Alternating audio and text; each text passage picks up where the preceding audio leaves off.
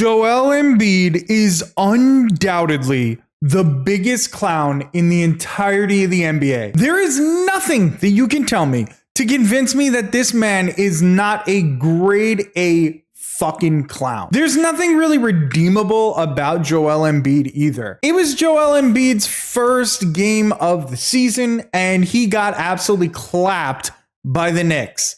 And I know what you're going to say. Oh, you're biased. You're just a hater. And of course I'm a hater. I'm a Knicks fan. He's on the Sixers. That is not why I'm saying it, okay? There is example after example after example of Joel Embiid just being a dirty fucking player. He thinks he is the greatest basketball player in the history of the NBA. And I guess that's fair because you have to have some sort of arrogance to play in the league. You have to have some sort of attitude of you're the best and whatever. But Embiid has proven absolutely nothing. Yeah, he won one MVP. It was sort of a pity MVP. Jokic had a much better season than him. Jokic should be a 4-time MVP. And Joel Embiid is just still clowning around in Philly. And I'm going to be honest, it brings me so much joy that the Sixers are 2-9 now. That was at the hands of the Knicks, their 9th loss. And let's just go over his clown shit right now while we're sitting here. And the first thing that we're going to bring up is this celebration from Joel Embiid after he's hit his second bucket. And the Sixers were in a 7-0 run for 2 minutes. He was really feeling himself. He was excited. Look at him. Look at the joy in his face. Look at the clapping. Look at the trying to show up the Knicks. Look at him. He is God's gift to the entire NBA. He truly is. The only thing is, this occurred right before the Knicks went on a 14-0 run. Bro, if you're gonna be an asshole about things, make sure you keep that energy the whole game. Make sure that you're gonna play defense. Make sure that the opposing team doesn't use that as motivation to go on a 14-0 run. That's embarrassing. You're embarrassing the Sixers. You're embarrassing their fans. Embiid has a, 7-8 year history of just being a guy that flops and falls and cries to the refs and just constantly gets whatever foul calls he needs because he's a star in this league. So stars always get calls. Look at this play in the middle of the third. I almost said the third inning. Look at this play in the middle of the third quarter as Deuce. I don't know, what does Deuce do here? He just exists. He's just in the way. I don't understand what happened here. Where is he going? Why is he flopping so hard? Let's look at this in fucking slow motion. Look at that fall. The acting job. My God. Deuce must have 4 arms of steel to knock Embiid down that hard. Look at him just completely collapse on the court. Just, oh my God, the most pain he's ever been in. And here's the thing, folks. This is why Embiid is hurt all the time. He's constantly just dropping around, flopping like a fucking fish out of water, hitting the ground as hard as he can. He is 7 feet tall. He's got to be like 250, 280 fucking pounds. Dropping that kind of weight constantly on your back, on your knees, on everything, it's just going to absolutely decimate your body. That's the thing that I don't understand about Embiid.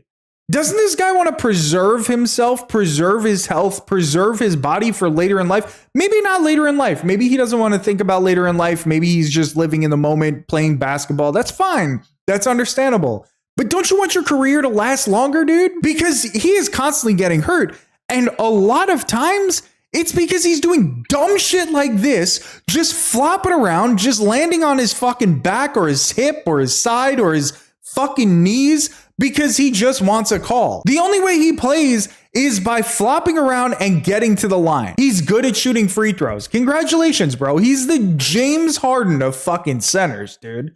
Like, your game is not impressive. You're just falling around just acting like you're hurt so that you can get to the line. It's pathetic. It's fucking pathetic. And it's why he'll never lead the Sixers to a title.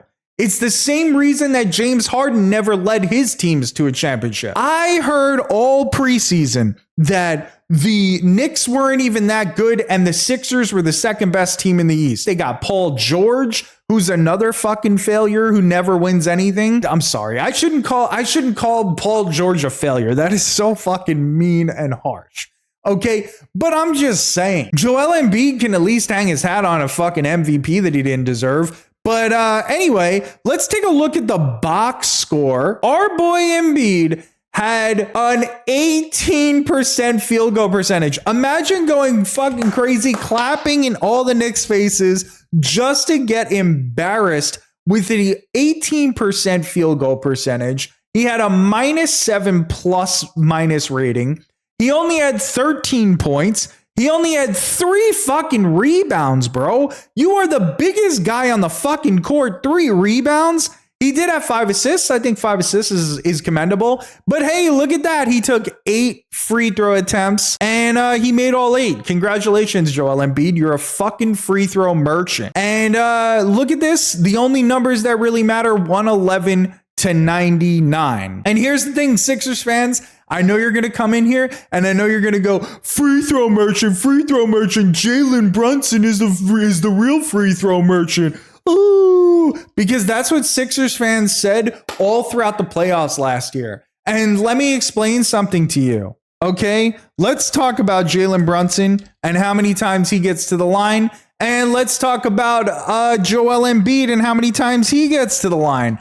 Because I'm telling you right now, there is a significant difference in the amount of free throw attempts that each player has. You tell me who's the real free throw merchant. Joel Embiid, his 8-year career, he averages 10 free throw attempts per game, 10.1. Jalen averages 3.5. over 7 years. Okay, well, let's not count all that. Let's only talk about the last 3 years when Jalen turned into a free throw merchant. Look at that. 6 free throw attempts per game, 6.1 free throw attempts per game over the last 3 seasons for Jalen Brunson. Jalen is a guard. He is a 6'2" guard in the NBA. And when he drives into the paint, he gets bodied. He does not get all these foul calls like Sixers fans want to call. Jalen is getting beat up there in the paint. Joel Embiid is 7 feet tall and bullies everybody, and then also falls at the fucking, if a feather touches his shoulder, he falls like he just got a fucking nuke set off right next to him. They are not the same player, okay? I just want to point that out, Sixers fans, before that's all I hear in the comments, which I'm going to hear anyway, because Sixers fans are not even going to watch a video this deep into it to get to that point. And let's also talk about some fun plays that are just kind of standard in our boy Joel Embiid's repertoire. You know, this is just typical. Oh, look at that. He just goes up for a simple little layup and somehow he falls down and he falls backwards into the legs of another player. That is a typical thing that Joel Embiid does. He just goes up, he pretends he gets hit, so he flops backwards into another player's legs. He did that so many times in the playoffs. So many times he's done this during the regular season. He has done this so many goddamn times in his career and just falls into a guy and just injures them. Look at this. He doesn't even get hit, but somehow he's falling backwards and he lands on his defender's leg. This is just what he does. You know, he just fucking busts people's ankles. This is crazy to me because don't you fucking think that if you're Joel Embiid and you're constantly hurt, constantly beat up, that you wouldn't do this shit? Because karma? I don't know. Maybe I'm crazy. And let's not forget this foul against Mitchell Robinson, this flagrant during the playoffs, because up until that point, Mitch was absolutely dominating Embiid on the boards defensively. Embiid couldn't do shit.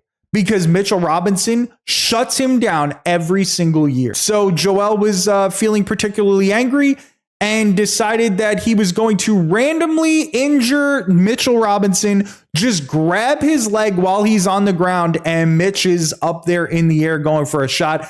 This was somehow called a flagrant 1, not a flagrant 2, which is insane because a flagrant 2 would have immediately gotten Embiid suspended for the playoffs, and the league doesn't want that. So, flagrant 1 on Mitchell Robinson. Mitch was, of course, out for the next couple games. Actually, I don't even think he came back until the Pacers series, or I don't even remember, but I know that injured Mitchell for at least a couple games.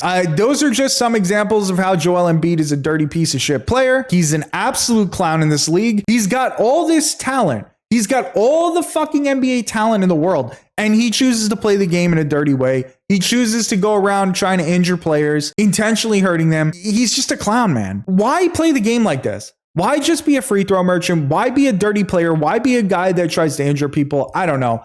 I just wanted to talk about it. The Knicks won 111-91.